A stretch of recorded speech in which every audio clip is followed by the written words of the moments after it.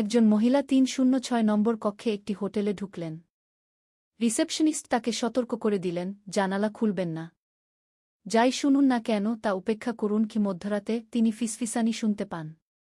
তারপর সাহায্যের জন্য চিৎকার করেন। ভীত হয়ে তিনি জানালা খুলে দেন। পরদিন সকালে তাকে অচেতন অবস্থায় পাওয়া যায়। নিরাপত্তা ফুটেজে দেখা যাচ্ছে কেউ ঘরে প্রবেশ করেনি। শুধু একটা জিনিস, রাত ১:২:০১টায় জানালাটি নিজে থেকেই খুলে গেল। দেখা যাচ্ছে ৩০৬ নম্বর কক্ষটি একটি হত্যার পর বছরের পর বছর ধরে বন্ধ ছিল। যে অতিথি সেই জানালাটি খুলেছিলেন অদৃশ্য হয়ে গেল। এই মহিলা বেঁচে গেলেন, কিন্তু তার কিছুই মনে নেই। কেবল একটি শব্দ ছাড়া যা তিনি বারবার বলতে থাকেন, পালাও।